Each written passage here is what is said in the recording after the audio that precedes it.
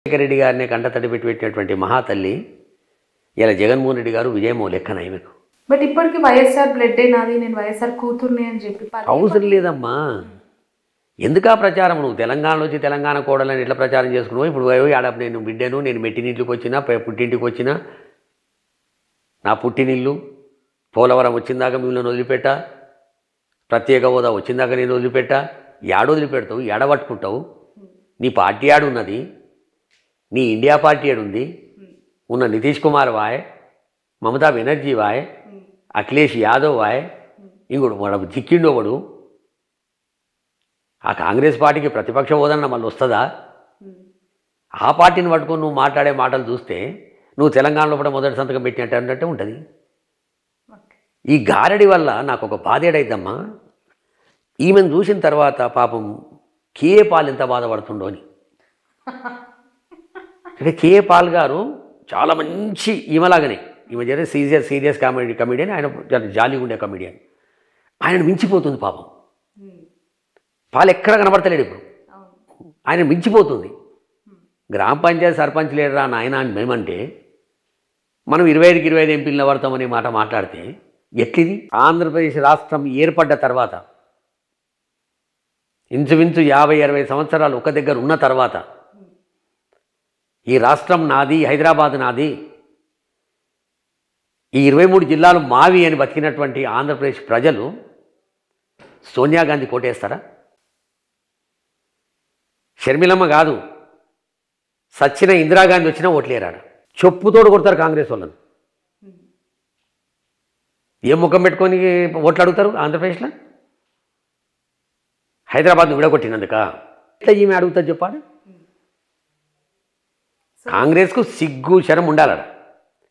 ఈ పిల్లని తీసుకుపోయి రోళ్లపొడి దిపనికి తెలంగాణను విడగొట్టి ఆంధ్రప్రదేశ్కు మొత్తం తలకాయ లేకుండా చేసి, వాళ్ళు ఇప్పుడు 10 సంవత్సరాలైనా వాళ్ళ బాధలు వాళ్ళు పడుతుంటే, ఏదో జగన్మోహన్ రెడ్డి గారు ఇలాంటి ముఖ్యమంత్రి వచ్చినందుకు ఆ హాస్పిటల్ ఏర్పడ్డాయి అవన్నీ అయినాయి. కానీ 2000 టెస్టులు చేయలేకపోయారు మొదట. చంద్రబాబు నాయుడు దిగిపోయిన తర్వాత కరోనా వస్తే ఒక 2000 టెస్టులు చేయని దానికి కాడికి వెళ్ళి ఇలా 2 కోట్ల టెస్టులు అంటే చేసేటటువంటి పరిస్థితి తీసుకొచ్చింది జగన్మోహన్ రెడ్డి గారు. గా పరిస్థితి ఉన్న ఆంధ్రప్రదేశ్ ప్రజలు ఇలా షర్మిలమ్మ పోగానే అమ్మా నువ్వు రా ఓట్లేస్తామంటారు. అరే ఇంత ఇంగిత జ్ఞానం లేదా ఆయనకు? సో రంగారెడ్డి గారు, మిమ్మల్ని చాలా ఇంపార్టెంట్ 2 క్వశ్చన్స్ అడుగుతాను. ఎందుకంటే మీరు ఒక 3 జనరేషన్స్ నుంచి ట్రావెల్ చేస్తున్న వ్యక్తి. మీకున్న నాలెడ్జ్ ప్రకారం, మీరు చూసిన దాని ప్రకారం దీనికి ఒక పర్ఫెక్ట్ ఆన్సర్ వస్తుందని నేను ఎక్స్పెక్ట్ చేసిన. ఎందుకంటే చాలామంది ఏపీ ప్రజలు అవ్వచ్చు, వైఎస్ఆర్ అభిమానులు అవ్వచ్చు, ఒక క్లమ్జీ, వాళ్ళ మైండ్కి ఏం అర్థం కావట్లేదు. ఈయన ఉన్న బలంగా ఉన్న ఏకైక చెల్లె, రాఖీ కట్టాల్సిన ఆమె ఇలా ర్యాగింగ్ చేస్తూ, లిటరలీ ఇక ట్రోలింగ్ చేస్తూ అన్నని ఇట్లా తిప్పుతుంది, విమర్శలు చేస్తుంది, కైండ్ ఆఫ్ ఎక్కువగా కమెంట్స్ వినిపిస్తున్నాయి. ఫస్ట్ క్వశ్చన్ ఏంటంటే 6 ఫైళ్ళు 4 వ్యక్తులు, అసలు ఈ స్టోరీ ఏంటి? ఏం జరిగింది? మిషనరీ ఫండ్స్ కోసం జరిగిన ఇష్యూనా, లేదంటే మైనింగ్ ఇష్యూనా, ఇసుకకి సంబంధించిన ఇష్యూనా? ఏ ఫైల్ పట్టుకొని పోతే ఎక్కడ చెడింది? ఆ 6 ఫైళ్ళ అంశం ఏంటి అసలు? ఇన్ఫర్మేషన్ కాదు, హకీకత్. అది వాస్తవం కూడా. ఏదో ఒక 6 ఫైళ్ళకు సంబంధించినటువంటిది ఈ దుష్ట చతుష్టయం. బ్రదర్ అనిల్ కుమార్ గారు, వాళ్ళకు సంబంధించిన 3 వ్యక్తులు, వాళ్ళు కలిసి ఒక ప్లాన్ చేశారు. మనము పాదయాత్ర చేస్తేమి, తర్వాత అనేక కార్యక్రమాలు చేసినాం, జగన్ గారు ముఖ్యమంత్రి కావడానికి మన శాయశక్తుల ప్రయత్నం చేసినాం, మనము మొదట్లోనే ఒక 6 నెలల లోపలనే ముఖ్యమంత్రి కాగానే ఈ పనులు చేయించుకోవాలని ప్లాన్ చేశారట. ఆ ప్లాన్లో భాగంగా ఆ ఫైళ్ళన్నీ కూడా ఇక కిందేముంది, ఒక ముఖ్యమంత్రి గారు అల్లుడన్నా, ముఖ్యమంత్రి గారి బిడ్డన్నా, ముఖ్యమంత్రి గారికి సంబంధించిన వాళ్ళు దగ్గటోళ్ళు అంటే ఆ ఫైల్కు ఆటోమేటిక్గా సీఎం దాకా పోతుంది. సీఎం దగ్గర పోయిన తర్వాత ఆ ఫైల్ చూసిండనేమాట. ఆ ఫైల్ చూసిన తర్వాత ఈ ఫైల్ ఇక్కడి వరకు ఎట్లొచ్చిందని ఆయన అడిగితే పలానోళ్ళు చెప్పారు అని చెప్పిరట. ఫైల్ పక్కన పెట్టాడు. వీళ్ళు పోయినప్పుడు ఒకటే ఒక్క మాట చెప్పిండట, నేను 5 సంవత్సరాలు ముఖ్యమంత్రి కావడానికి నేను రాజకీయాల్లోపటికి రాలేదు, 20 సంవత్సరాలు ముఖ్యమంత్రిగా ఉండాలనుకుంటున్నా, మీరు ఏ తప్పుడు అయితే చేయమని చెప్తారో నేను అది చెయ్యను, ససేమిరా అని చెప్పిండు అనేది మాకున్నటువంటి ఇన్ఫర్మేషన్. దాని తర్వాత ఇక తాడు వెనుకం షురు చేశాం. ఏదో రకంగా జగన్మోహన్ రెడ్డి గారిని బ్లాక్మెయిల్ చేసి ఈ ఫైళ్ళ మీద సంతకం చేయించుకుందామనే ప్రయత్నం చేశారు. ఆ ప్రయత్నంలో భాగంగానే ఈ ఏబిఎన్, ఆంధ్రజ్యోతి అనుకో, TV5 అనుకో, లేకపోతే ఈ నలుగురు వ్యక్తులు అనుకో, వీళ్ళకి తగ్గట్టు చంద్రబాబు నాయుడు, వీళ్ళకు బీటెక్ రవితో కూడా సంబంధాలు, ఇవన్నిటితో పెట్టుకొని ఆ ప్రయత్నం చేయడం లోపల ఎంత దాకైనా పోదామనే ఆలోచన లోపల ఇప్పుడు ఇంత దాకా వచ్చారు. ఈ నలుగురు వ్యక్తులు కేవలం బ్రదర్ అనిల్ ఫ్రెండ్సేనా, లేదంటే ఆయన బినామీ వ్యక్తుల? అన్ని అన్ని అన్ని అన్ని బినామీ వ్యక్తులు వాళ్ళే, పార్ట్నర్లు వాళ్ళే. ఈ దౌర్జన్యం షర్మిలమ్మతోటి చేపిస్తున్న కార్యక్రమాలన్నిట్లో కూడా వాళ్ళ నలుగురి పూర్తి ఇన్వాల్వ్మెంట్ ఉంది. అంటే వాళ్ళకి క్రిస్టియన్ మిషనరీ ఫండ్స్ అవన్నీ ఇది తప్పమ్మ. ఈ మిషనరీలు అనేది ఇవన్నీ కూడా పొరపాటు. సీదా సాదా సాఫ్ సుత్రా డైరెక్ట్ డీల్ ఇది. దీంట్లో మోమాటాలు లేవు, ఓమాటాలు లేవు.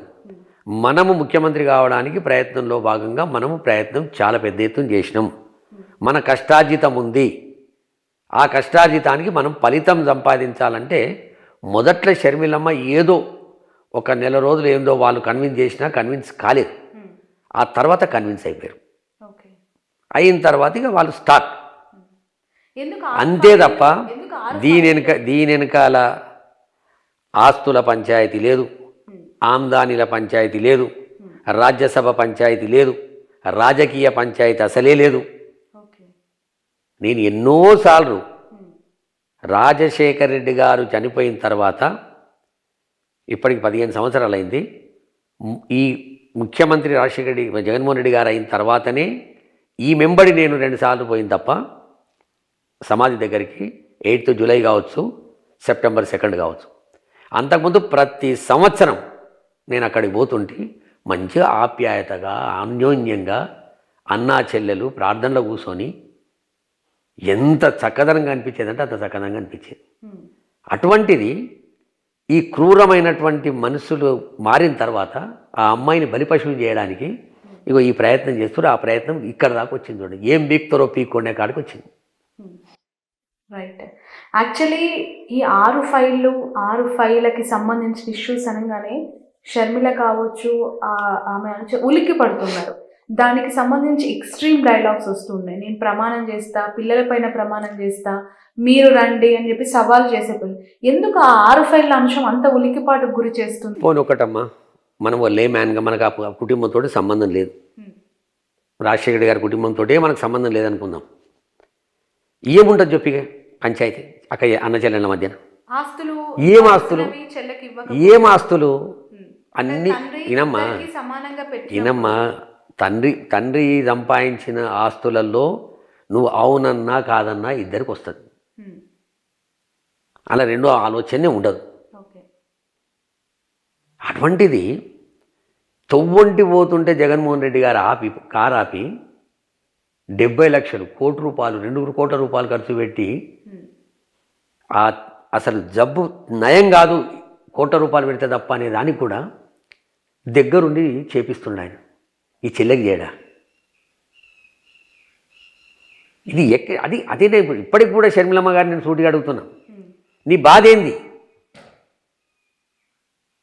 ప్రజలకు నీ బాధ ఏందో చెప్పు. నువ్వు అన్యాయం జరిగిందా, అవమానం జరిగిందా షర్మిలకి మీ ఉద్దేశం ప్రకారం?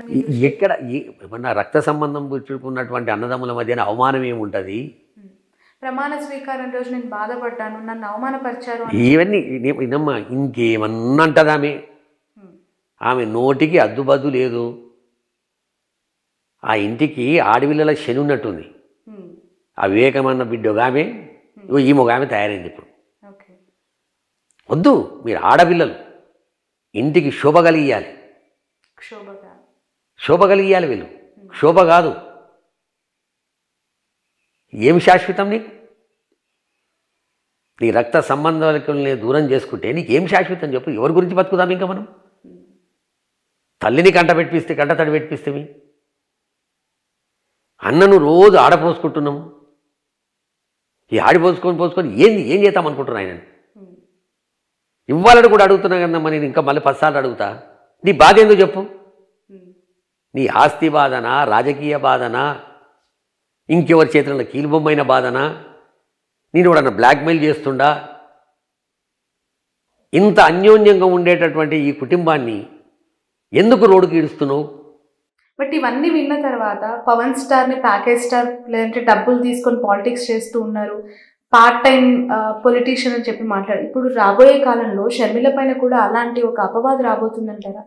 ఇప్పుడు ఒకటమ్మా, నిజంగానే రాజకీయ నాయకురాలు, సరే పార్టీ పెట్టింది, మంచి వాళ్ళు పార్టీలు పెట్టిరు. మరి చెన్నారెడ్డి గారు లాంటి వాళ్ళు కూడా పార్టీ పెట్టిరు, ఎన్డీ తివారి లాంటి వాళ్ళు పార్టీ పెట్టిరు, శరద్ పవార్ లాంటి వాళ్ళు పెట్టిరు, సక్సెస్ అయ్యారు. విజయశాంతి పెట్టింది, లోపలికైంది. హరికృష్ణ పెట్టిండు, లోపలికైండు. ఇప్పుడు టీజేఏసీ పెట్టిండు, ముందు పోలేకపోతుండు. పదాలు తెలియని పెదవులకు అమృత వాక్యం అమ్మ. సంతానలేమి సమస్యతో బాధపడుతున్న ప్రతి స్త్రీమూర్తి బాధను మేము అర్థం చేసుకోగలం. ఫెటినైన్ వరల్డ్ బెస్ట్ ఎంబ్రియాలజీ ల్యాబ్ మరియు జిల్ట్రిక్స్ అలారం సిస్టాన్ని మొట్టమొదటిసారిగా ఏపీ మరియు తెలంగాణలో ఈ నెల 9న ప్రముఖ సినీ నటి స్నేహ, స్పెయిన్ దేశానికి చెందిన international senior embryologist Javier Herrera గారు ప్రారంభించారు. ఈ శుభతరుణంలో రక్త పరీక్షలు, AMH test, RBS, semen analysis, ultrasound scan, follicle scan ఈ నెల 31 వరకు ఉచితంగా అందిస్తుంది. ఫెటినైన్ అంటే సంతానం, 49 అంటే సంతోషం.